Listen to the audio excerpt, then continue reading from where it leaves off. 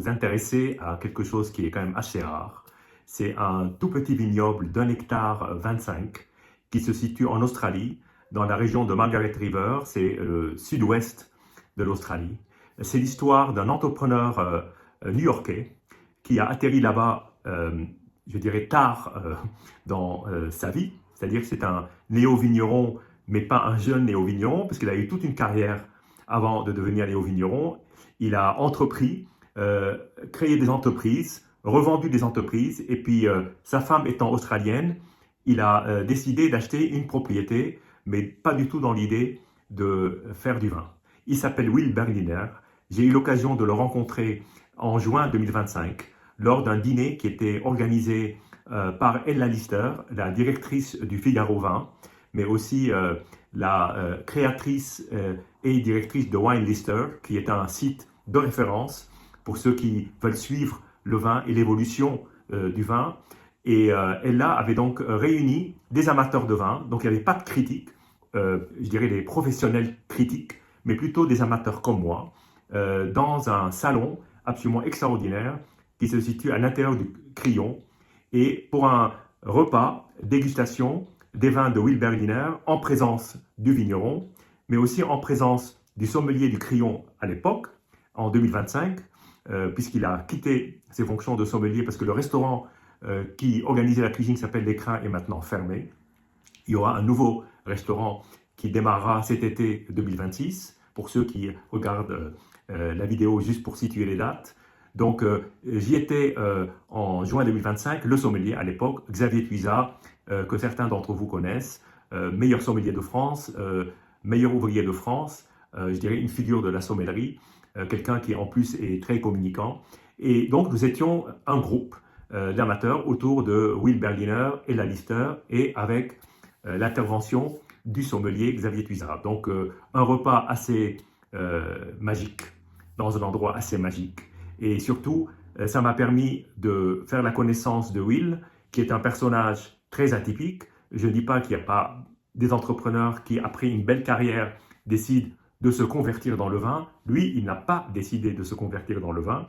Il a tout simplement acheté une propriété, pas du tout dans l'idée de planter des vignes et pas du tout dans l'idée de devenir vigneron. Alors, en plus, c'est quelqu'un, il nous a expliqué, c'est quelqu'un qui est venu au goût du vin très tard, après 50 ans, ce qui est assez incroyable pour quelqu'un qui aujourd'hui est un vigneron. Et il a été initié au vin aux États-Unis par quelqu'un qui lui avait fait découvrir les vins de Bordeaux et en particulier de la rive gauche. Donc des vins à base évidemment de Cabernet Sauvignon, donc pas du tout de la culture Merlot. D'ailleurs, on va en reparler quand on va parler de ces vins. Et puis c'est quelqu'un qui donc s'est installé dans ce domaine, qui n'est pas un domaine vinicole, il n'y avait pas un pied de vigne, mais il se trouve que pour séparer son domaine d'un domaine adjacent, il a commencé à planter des pieds de vigne, voilà. Tout simplement pour, je dirais, délimiter sa propriété. Et à partir de là, il a fini, avec évidemment l'aide de quelqu'un qui a analysé le sol et qui lui a dit bah, « Écoute Will, ici tu peux réaliser de belles choses ». Il a fini par planter en fait 3 cépages au fur et à mesure, Cabernet Sauvignon, Chardonnay, bon, là on n'est plus du tout dans le Bordelais, et puis un peu de Malbec. Alors Malbec, il y en a très peu, c'est à peine 10%, donc c'est peut-être 100 arts. Et puis le reste est réparti entre Cabernet Sauvignon et Chardonnay. Et lors de ce repas, nous avons eu droit à une dégustation de plusieurs de ces cuvées. Alors son premier millésime date de 2010, mais nous sommes remontés jusqu'en 2014. C'est vieux pour Cloudburst, c'est très jeune pour un grand château bordelais ou un grand domaine bourguignon, parce que c'est presque, je dirais, à ça qu'on aimerait comparer, parce que l'expérience gustative a été quelque chose d'assez extraordinaire. Je ne m'attendais pas. Alors, je dis souvent que quand vous êtes avec le vigneron, ça prend une dimension qui est beaucoup plus importante. Pourquoi? Parce que le vigneron vous ajoute quelque chose de vécu. Vous avez l'histoire en direct avec les mots du vigneron, et c'est jamais, en tout cas, c'est pas un discours préparé. Donc c'est très spontané, il en parle assez directement et puis nous posons des questions Et finalement, ce qui se dit peut-être une fois. C'est presque, je dirais, un seul événement, surtout dans cet endroit qui est très particulier, ce salon très particulier qui est entouré, c'est comme une vinothèque, qui est entouré de bouteilles assez extraordinaires, évidemment dans des caves contrôlées, mais aussi le fait que nous soyons un petit groupe de personnes qui dégustons ces vins voilà, dans des circonstances assez remarquables. Alors nous avons fait un survol assez, je dirais assez, pas exhaustif, mais assez complet de l'art du vigneron qui a tout simplement appris déjà sur les bancs de l'école comment réaliser le vin et s'est fait conseiller par un vigneron australien qui lui a énormément appris. Mais ensuite, il s'est forgé lui-même son style, qui est un style personnel, qui est le style de cette maison qui s'appelle Cloudburst. Cloudburst, ça veut dire quand vous avez d'un seul coup un phénomène climatique, c'est-à-dire des nuages qui d'un seul coup génèrent beaucoup de pluie, et donc il y a une énorme pluie et beaucoup d'eau en très peu de temps. C'est ce nom qu'il a choisi, probablement parce que, ça je ne saurais pas vous dire, mais probablement parce que dans cette région, il y a de temps en temps des chutes de pluie assez fortes. En tout cas, c'est une très belle région. Je n'ai pas encore eu l'occasion d'y aller, mais à voir les paysages, c'est assez impressionnant et ça donne très très envie d'aller visiter.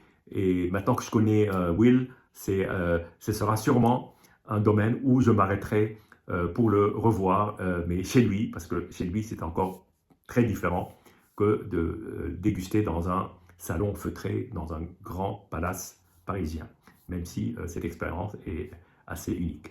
Alors, le chef de l'écrin nous a concocté un dîner assez extraordinaire. Il faut savoir que l'écrin était donc ouvert jusqu'au 31 décembre 2025, donc le réveillon 2025-2026 qui est le dernier repas. Le chef, c'est Boris Campanella.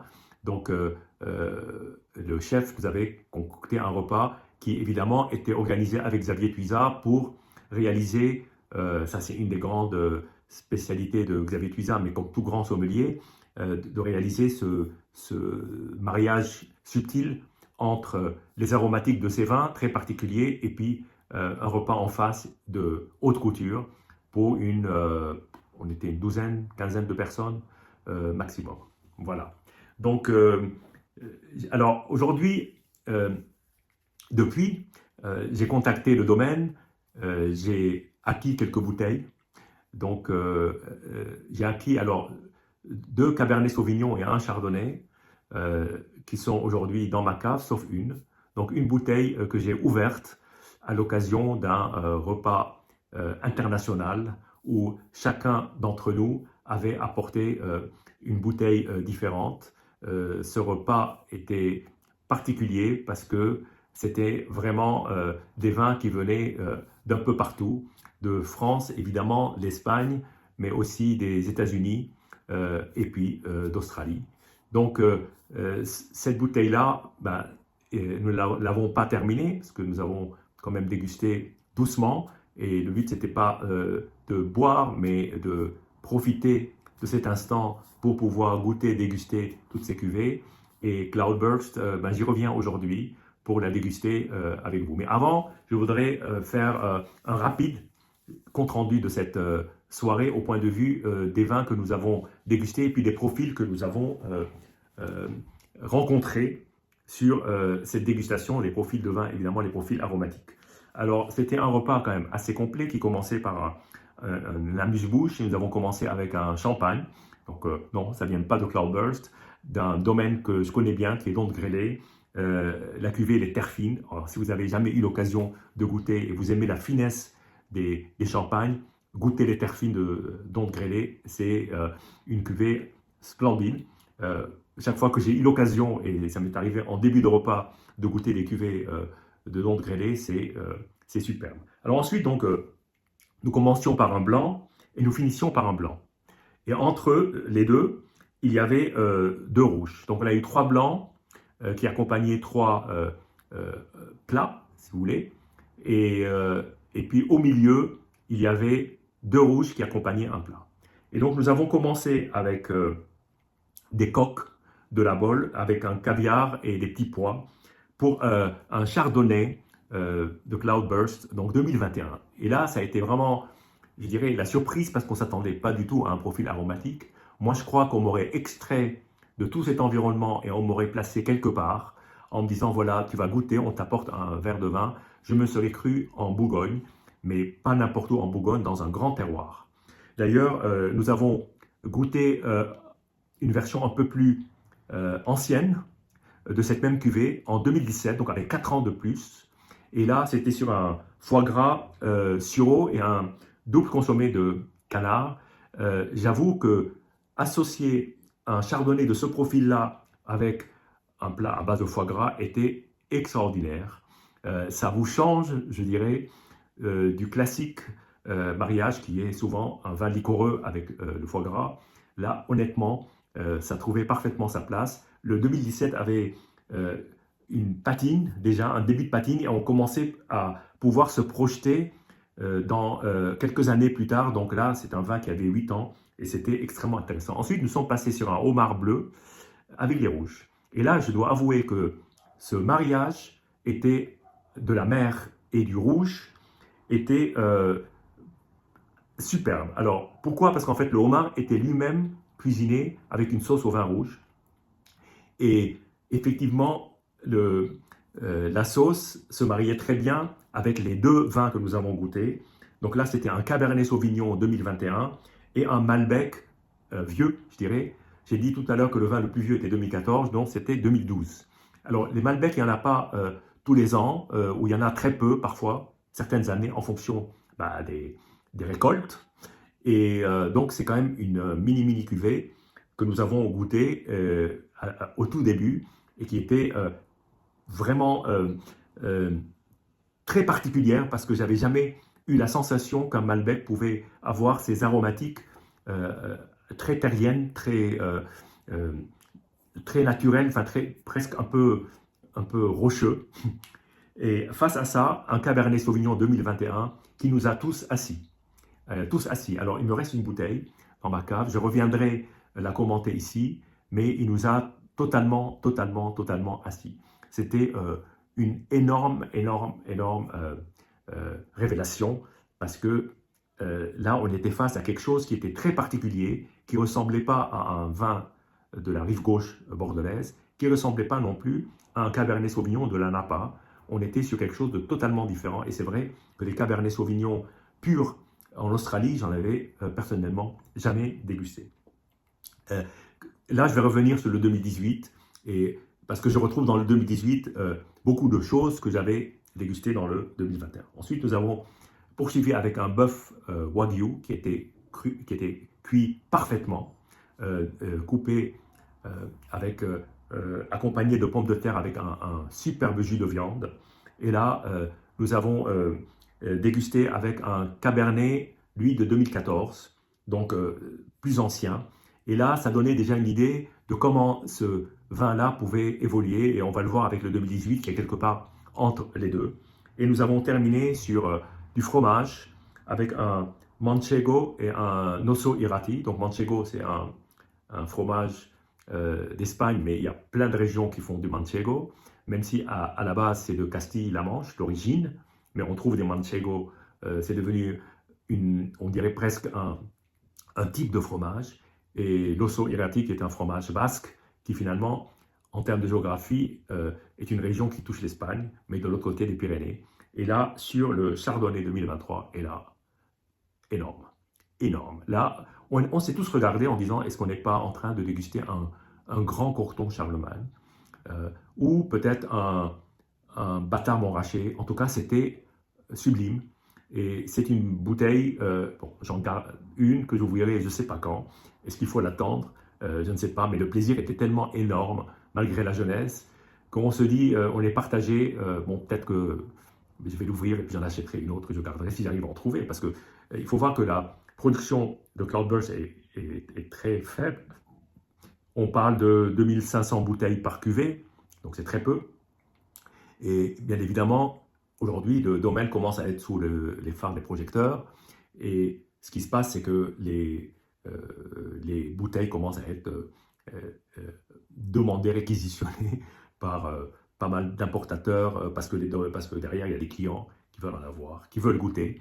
Et c'est vrai que c'est une expérience assez fantastique.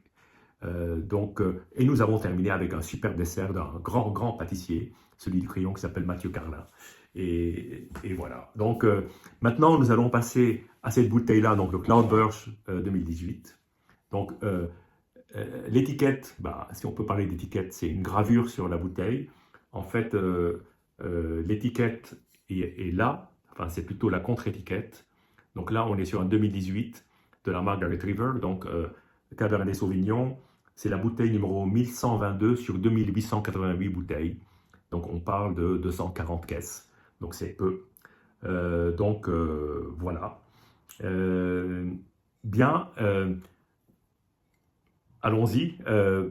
Première chose, alors je ne peux pas parler de bouchon ici, enfin de bouchon en liège, puisque le bouchon est un bouchon à l'australienne, comme on voit souvent. Certains d'entre vous vont associer ce type de bouchon avec un vin de grande consommation qu'on trouve dans les grandes surfaces ou un vin australien à 10 euros. Détrompez-vous, de plus en plus de grandes cuvées utilisent ce type de bouchage et ça ne veut pas dire grand-chose. Je sais que psychologiquement, notre biais psychologique fait qu'on se dit, tiens, ça doit être un cabernet, un petit cabernet, quoique l'étiquette est très soignée. Et donc là, on est vraiment sur de la très haute couture de vin. Donc ça ne veut pas forcément dire ce qu'on peut penser à prime abord. Bien, alors allons-y avec ce Cabernet Sauvignon. Alors, la couleur est une couleur, je dirais, très bordelaise, quand vous le voyez comme ça. C'est-à-dire que moi, on me montre le verre, je vais tout de suite avoir tendance à le situer dans le bordelais. Maintenant, voyons ce que ça donne. Je vais essayer de me remémorer les premières impressions.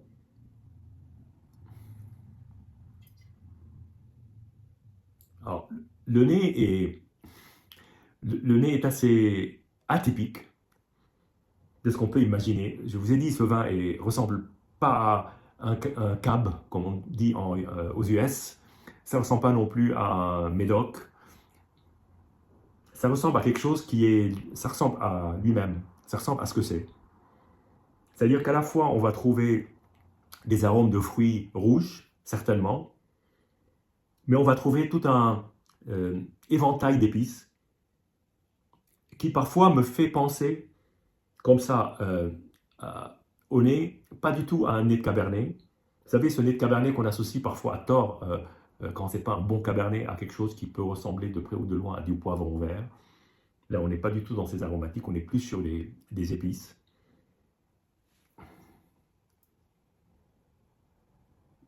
Et un très léger côté tabac, mais à peine perceptible.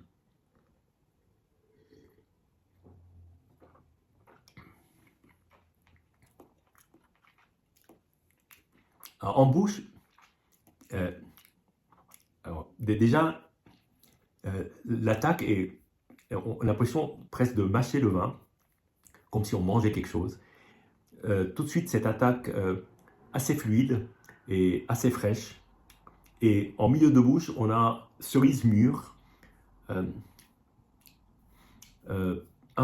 tout petit peu pâte de fruits, ce côté épicé qui ressort, et puis un côté de maturité qui est extrêmement bien mené. Bon, imaginez, ce Will a un tout petit vignoble, plus petit que les petits vignobles bourguignons, et donc observe très bien ce qui se passe avec la nature, avec les vignes, etc. Et puis, quand vient le moment des vendanges, il est au petit soin, je dirais, du fait de la superficie.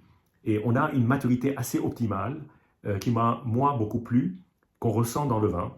Et il y a un toucher en bouche qui est un toucher, ce côté, cette gourmandise. C'est un vin qui se mâche parce qu'il y a des tanins, mais ces tanins sont assez fondus.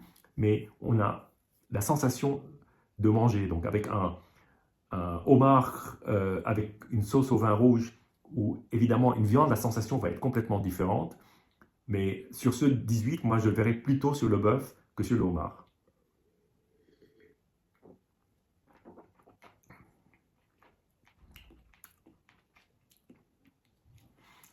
Il y a, il y a cette belle matière. Moi, ça me ferait presque penser, et ça m'a fait penser sur le moment, c'est pour ça que j'ai adoré ce vin en fait. Ça m'a fait penser à Vega. Parce qu'il y a ce côté qu'on retrouve d'une certaine maturité, avec probablement des contrastes entre surtout sur les mois d'été, entre la nuit et le jour. Et, et c'est vrai que il y a cette très très belle maturité, mais en même temps de la fraîcheur, parce que parfois vous avez beaucoup de maturité dans le raisin et puis un manque de fraîcheur, un peu de lourdeur.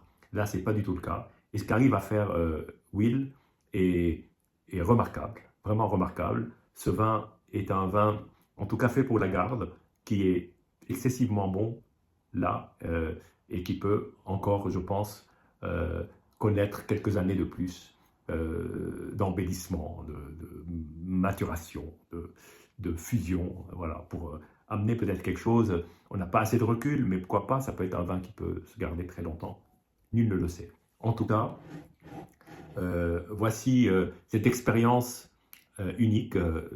Bon, je tiens à remercier Ella Lister, Vigaro Vin, Will Berliner, David Huiza, Boris Campanella, le chef aussi, nous avoir concocté un repas assez extraordinaire et puis surtout de revenir maintenant au vin de Cloudberg, de Will Berliner et de les apprécier avec autant de plaisir.